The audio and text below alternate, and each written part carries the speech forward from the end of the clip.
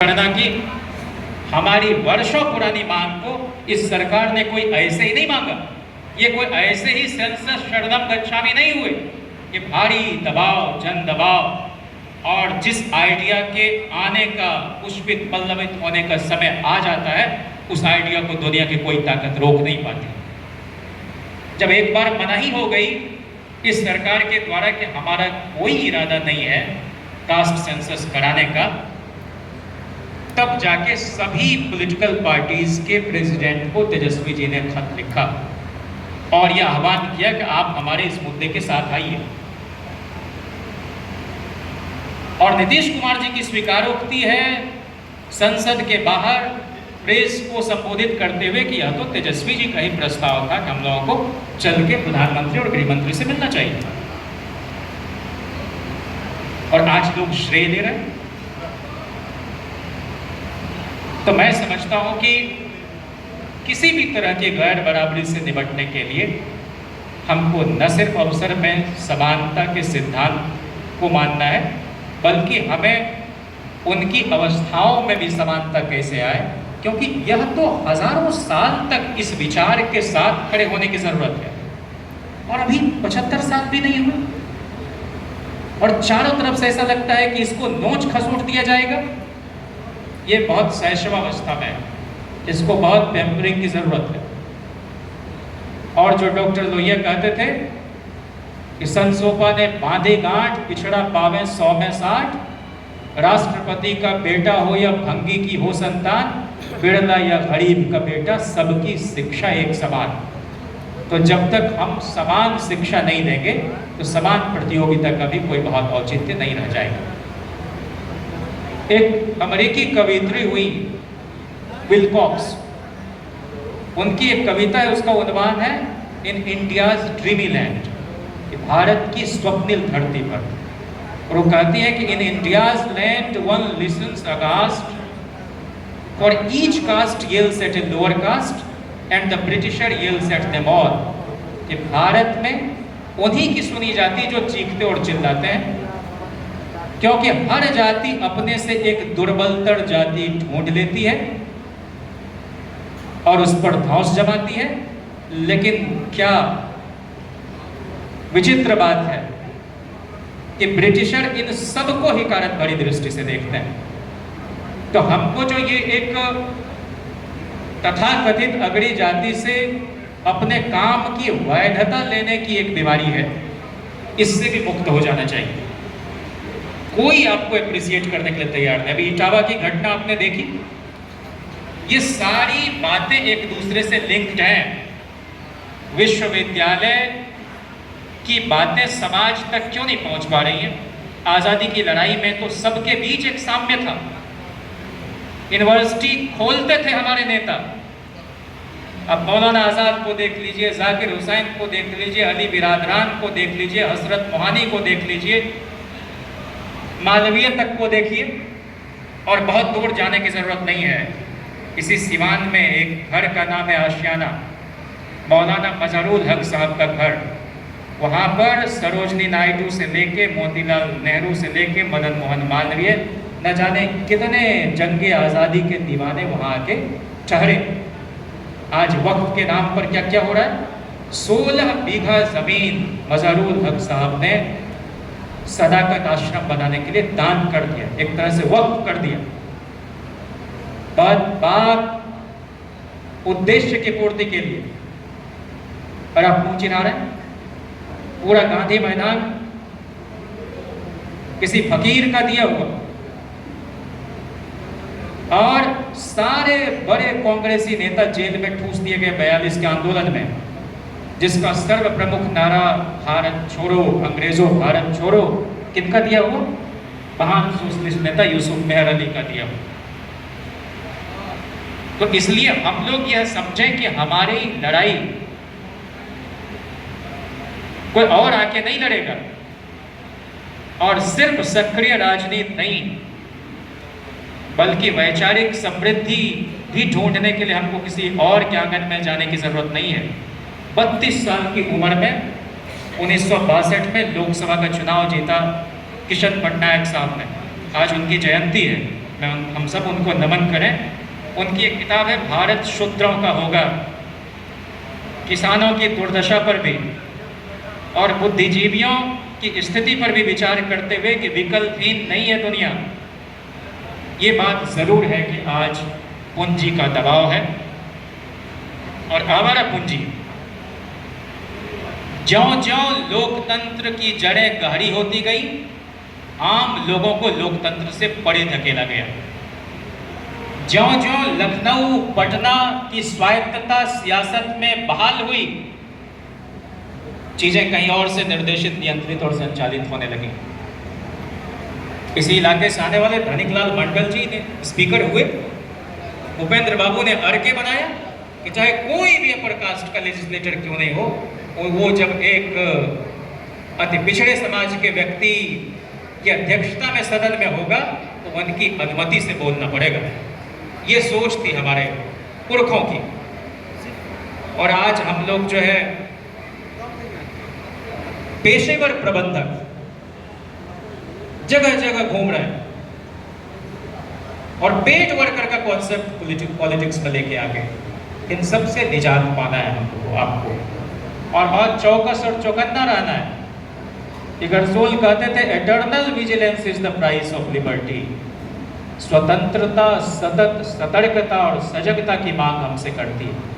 रजनी कोठारी ने बहुत पहले कहा कि भारत का लोकतंत्र अपनी रक्षा स्वयं कर देगा, लेकिन उन्होंने ये तसव्वुर में भी नहीं सोचा होगा कि इतने बेशर्म लोग आ जाएंगे।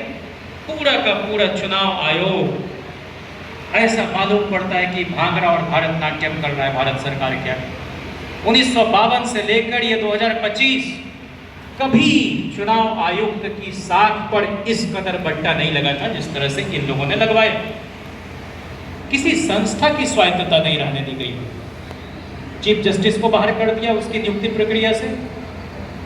लीडर अपोजिशन की क्या बिसात रह जाएगी जब प्राइम मिनिस्टर होगा और उनके द्वारा अपॉइंट किया हुआ कोई एक कैबिनेट मिनिस्टर होगा। आप अपने लोगों को बनाएंगे।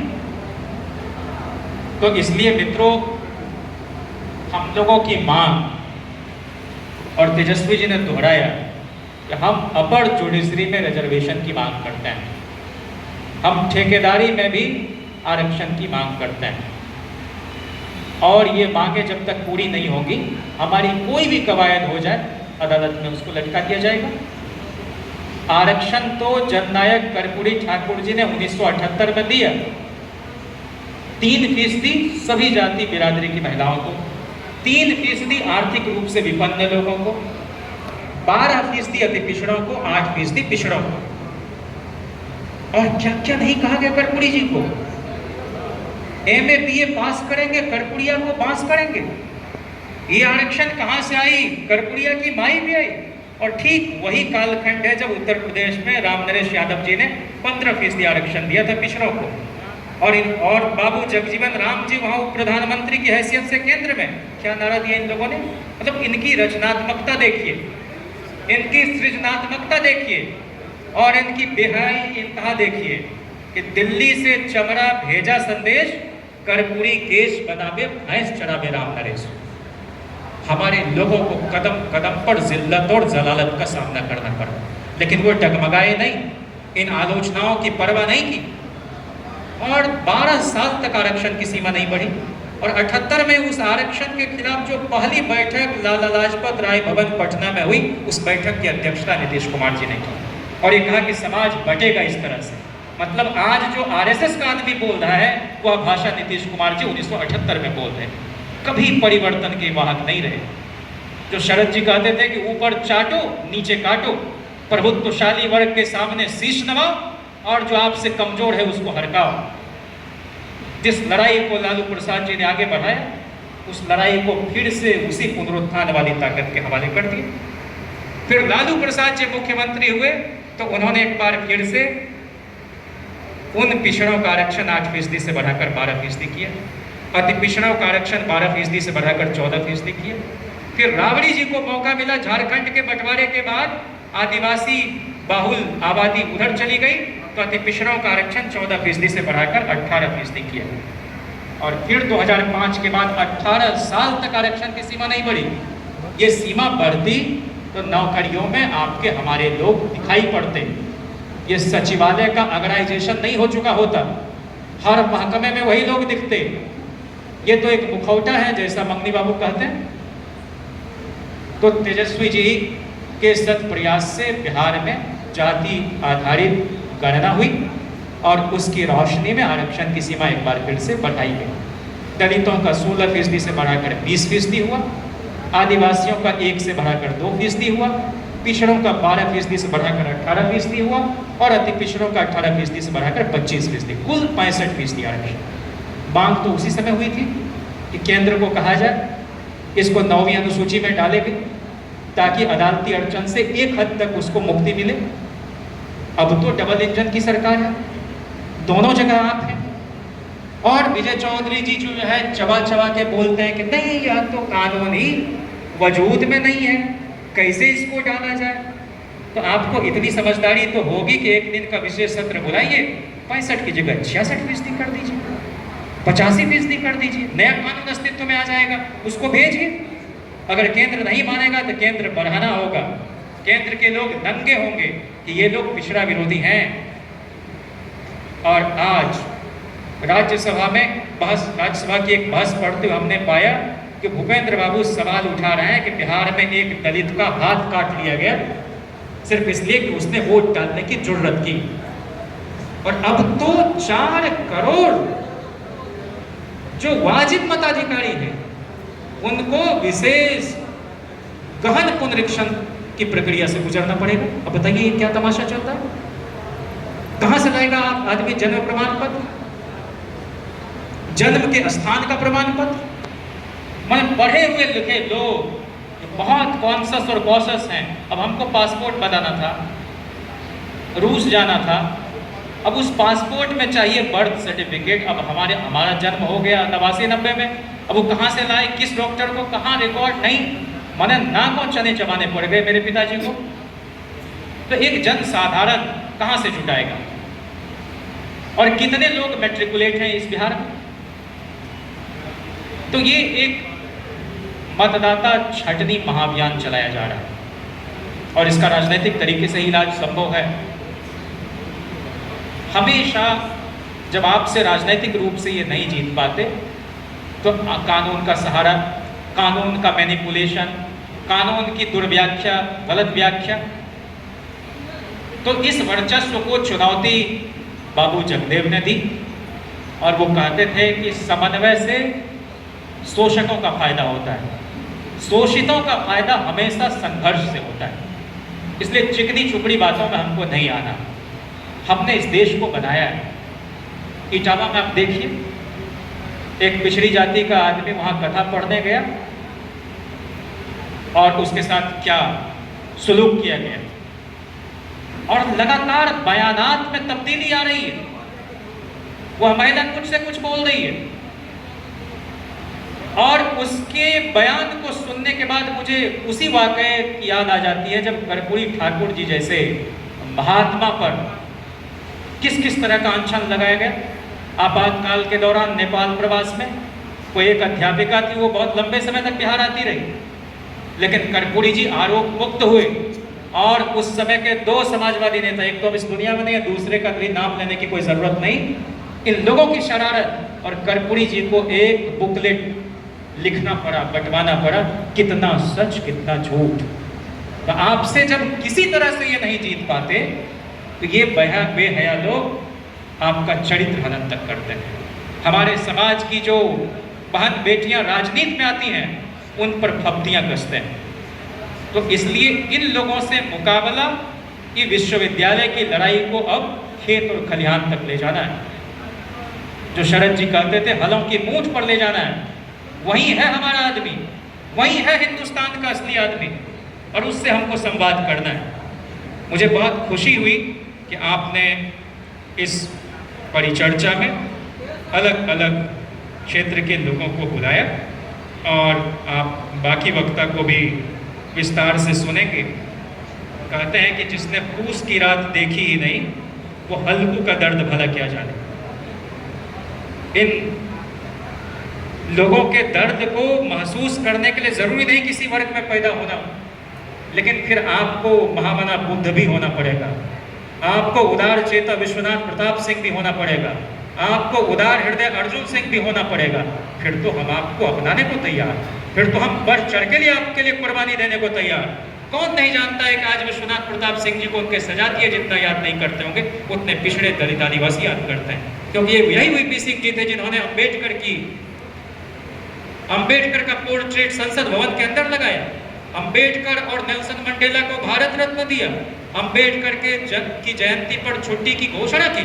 कैसे हम बोल सकते हैं उनको? और इतना ही नहीं, जीवन भर विश्वनाथ प्रताप सिंह जी अपने फैसले के साथ खड़े रहे, उस निर्णय को डिफेंड किया। और फिर यूनाइटेड फ्रंट की सरकार की संरचना पर अगर हम गौर करें तो यह भारत की अब तक की अद्भुत सरकार थी। एक तो इस देश में प्रधानमंत्री तो छोड़िए, कोई मुसलमान को बनाएगा नहीं, बनाया नहीं, लेकिन एकमात्र अगर वजीर दाखिला गृह मंत्री हुए मुसलमान तो वो भी विश्वनाथ प्रताप सिंह जी की बदौलत मुफ्ती मोहम्मद सईद जी के रूप में। और वो कोई सीमांचल का मुसलमान नहीं, वो कोई पूर्वांचल का मुसलमान नहीं, वो जम्मू कश्मीर का मुसलमान। और ये कि सिर्फ कश्मीर हमारी धरती नहीं, कश्मीरी भी हमारे लोग हैं, और कश्मीरी इस देश के आंतरिक मामलों को चला सकता है और बेहतर और कुशलतापूर्वक चला सकता है। यूनाइटेड फ्रंट की सरकार की अगर हम बात करेंगे तो इस देश को पहला पिछड़े वर्ग का प्रधानमंत्री तब मिला जब जनता दल के राष्ट्रीय अध्यक्ष लालू प्रसाद जी होते थे, उसके कार्यकारी राष्ट्रीय अध्यक्ष शरद यादव जी होते थे, लोकसभा में नेता सदन दलित का बेटा रामविलास पासवान जी हुआ करते थे, और उस समय कैबिनेट में बेनी प्रसाद वर्मा जी पिछड़े समाज के बेटे हुआ करते थे, पिछड़े समाज की महिला कांति सिंह जी स्वतंत्र प्रभार की मंत्री हुआ करती थी, और इस देश का गृह राज्य मंत्री अकलियत समाज का बेटा तस्लुमुद्दीन साहब हुआ करते थे। इस देश के रक्षा मंत्री मुलायम सिंह जी पिछड़े समाज के बेटे हुआ करते थे। अद्भुत सरकार, सैफुद्दीन सोच साहब जैसे लोग भी उसमें मंत्री थे। इस देश को पहला आदिवासी समाज का स्पीकर पीएस संगमा के रूप में यूनाइटेड फ्रंट की सरकार के दौरान मिला। इस देश को पहला दलित समाज से आने वाला राष्ट्रपति के.आर. नारायणन के रूप में यूनाइटेड फ्रंट की सरकार के दौरान मिला। ये हमारा न्यायबोध है। हम इसी तरह से देश और समाज को चलाना चाहते हैं, जहाँ किसी के साथ कोई भेदभाव नहीं। और हम तो आपसे कहते हैं कि जब अखबार की कतरन लेकर लोग वीपी सिंह जी के यहाँ जाते थे कि हुजूर इस फैसले को वापस कराइए, राजा साहब तो ठीक आदमी थे, उनको दुस्धा और अहिरा ने बिगाड़ दिया। दुस्धा मतलब रामविलास जी, अहिरा मतलब लालू जी और शरद जी। और कैबिनेट नोट तक तैयार कर दिया गया, विनोद चंद्र पांडे कैबिनेट सेक्रेटरी होते थे। उस फैसले के पक्ष में मजबूती से अगर किसी ने इस बात पर विरोध जताया तो केंद्र में शरद जी और रामविलास जी, और उनका साथ उतनी ही मजबूती से अगर दिया तो जाट का बेटा चौधरी अजीत सिंह जी जो चरण सिंह जी के बेटे थे, और ब्राह्मण समाज के जो नेता मधु दंडवते साहब। तो हम तो सबको साथ लेकर चलना चाहते हैं। इतिहास में सबको रेखांकित और उनको हम एक्नॉलेज करते हैं। हमारे एक मित्र हैं सहरसा में पीजी सेंटर में पढ़ाते हैं, जेएनयू के साथी। उन्होंने बहुत अच्छे से इटावा की घटना पर लिखा और उन्होंने कहा कि आपने दूध और डेयरी के कारोबार में हाथ लगाया, उपेक्षितों को कोई दिक्कत नहीं। आपने चमड़े का बिजनेस शुरू किया, लांछितों को कोई दिक्कत नहीं। आपने सैलून का बिजनेस शुरू किया, उपहासितों को कोई दिक्कत नहीं। आपने पैसा और शोहरत देखकर नृत्य गायन वादन शुरू किया, तिरस्कृतों को कोई दिक्कत नहीं। आपने चौकीदारी की नौकरी भी शुरू की, इन उपेक्षितों, पिछड़ों, दलितों को कोई दिक्कत नहीं। लेकिन हमने पढ़ना शुरू किया, कथा कहना शुरू किया, आपको दिक्कत होनी शुरू हो गई। इसका मतलब आप हम लोगों को किसी लायक नहीं समझते। आज जब हमारी सरकार जा रही थी वीपी सिंह जी की, तो विश्वास मत पर बोलते हुए शरद जी ने जो कहा उसको मैं रखना चाहता हूं कि आज मैं किसी नेता की हैसियत या मंत्री की हैसियत से नहीं, एक सामाजिक कार्यकर्ता की हैसियत से यहाँ खड़ा हुआ। हम जिस काम को करने आए थे वो काम हमने कर दिया। हमारी सरकार रहे या जाए इसकी हमको चिंता नहीं है, लेकिन एक बात आप याद रखें कि आप तो हमेशा शासन के पक्ष में खड़े होने वाले लोग हैं। और यहाँ पर सिद्धांत की बड़ी दुहाई दी जा रही थी। चंद्रशेखर जी बहुत बड़ी बड़ी बातें कर रहे थे, लेकिन आप कभी सोशलिस्ट पार्टी में, कभी प्रसोपा में, कभी आप जनता पार्टी में, कभी आप लगातार कांग्रेस में पाला बदलने वाले धारा के लोग रहे हैं। लेकिन आज अगर पानी को देखो तो मल्लाह दिखता है, नाव को देखो तो मल्लाह दिखता है, काठ को देखो तो बढ़ई दिखता है, भैंस को देखो तो ग्वाला दिखता है, साग सब्जी को देखो तो कोयरी दिखता है। अगर आप कहीं पर रुई को देख लो तो धुनिया और चुल्हा दिखता है। हमने ऐसा समाज बनाया है। इस देश में 60-62 करोड़ आबादी है और 33 करोड़ देवता, यानी हमने हर आदमी पर 2-2 देवता को, हर दूसरे आदमी पर एक देवता को बिठा दिया है। और फिर भी यह देश रसातल में जा रहा है।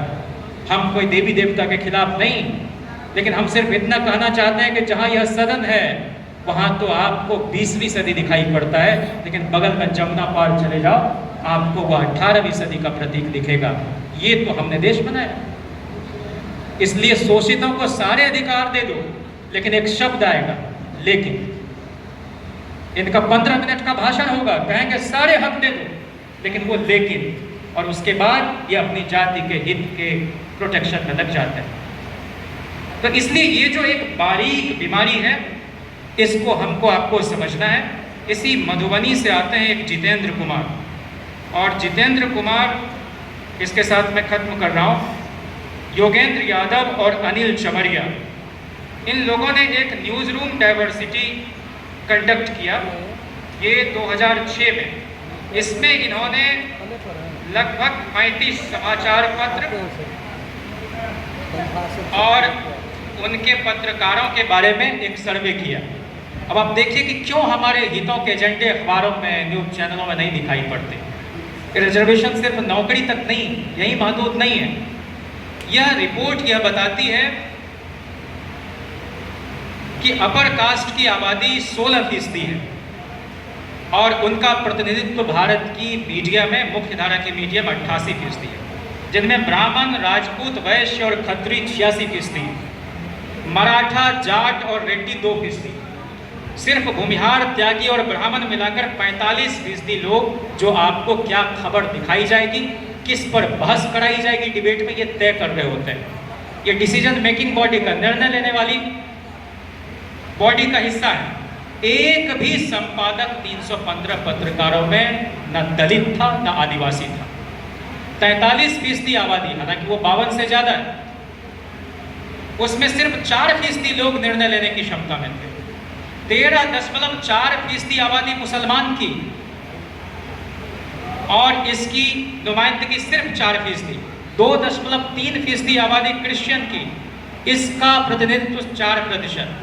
50% इस देश में महिला, जिनका प्रतिनिधित्व भारत की मीडिया में एडिटोरियल पोजीशन में सिर्फ 17%। अंग्रेजी मीडिया में यह 32%। तो मैं एक ही बात आखिर में आपसे कहना चाहता हूँ कि इस आरक्षण के पक्ष में, सामाजिक न्याय के पक्ष में खड़े होने का मतलब इंसानियत के पक्ष में खड़ा होना है। और जब से यह निजीकरण, वैश्वीकरण और भूमंडलीकरण का दौर आया, तब से सरकारी नौकरियों ही नहीं, सरकारी संस्थाओं पर इन लोगों ने गिद्ध दृष्टि डालना शुरू किया और धीरे धीरे कहना शुरू किया कि ये सब तो अब किसी काम के नहीं रह गए। ये चाहे JNU हो, जामिया हो, AMU हो या बाकी विश्वविद्यालय हो, इन सब पर यह बहुत ही सुचिंतित अटैक है। और हमारे हाथ से ऐसे भी किसानी का काम छीन लिया गया है। जो देसी बीजों की विविधता थी, ओल में गेहूं का दाना डाल के चेक करते थे हमारे बुजुर्ग कि इस गेहूं को अगर बोएंगे तो ठीक ठाक इसमें पैदावार, बीज अंकुरित होगा कि नहीं। उसके बाद हम पर लादा गया अंतर्राष्ट्रीय बीज बाजार का दबाव। आप लोगों ने ही डंकल प्रस्ताव का भी विरोध किया होगा।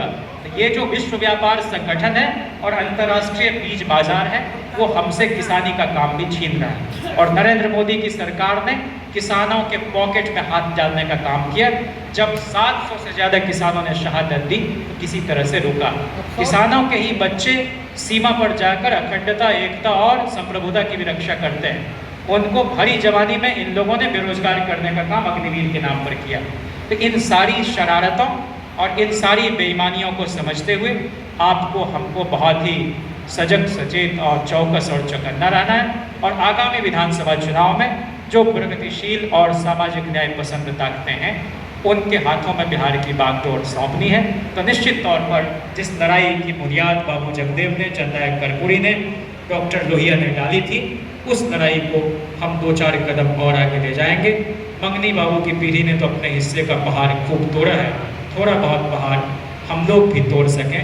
और एक हमारे यहाँ तो हमारी तो अपनी कोई मातृभाषा नहीं है, मुंगेर से कट के खगड़िया बना तो उससे सटा हुआ इलाका जो है वहाँ लोग अंगिका बोलते हैं। थोड़ा थोड़ा जैसे हरिपुर बखरी और इधर जो है बेलदौर तरफ बढ़ते हैं, सारसा सटते हैं तो मैथिली और अंगिका का एक खिचड़ी संस्करण आप कह लें।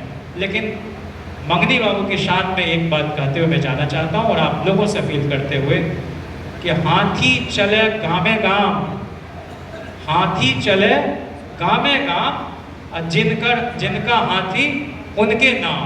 तो मंगनी बाबू चाहे पटना में रहें कि दिल्ली में रहें, यश समाजवाद का बढ़ता है इनकी हस्ती से, लेकिन नाम मधुबनी का ही होता है। तो मधुबनी वासियों, आपके प्रति मैं बहुत ही कृतज्ञ हूँ कि आपने इस इलाके को हमेशा सियासी तौर पर सरखेज रखा है और हम सब लोग मजहबी संकीर्णता का भी शिकार ना होए।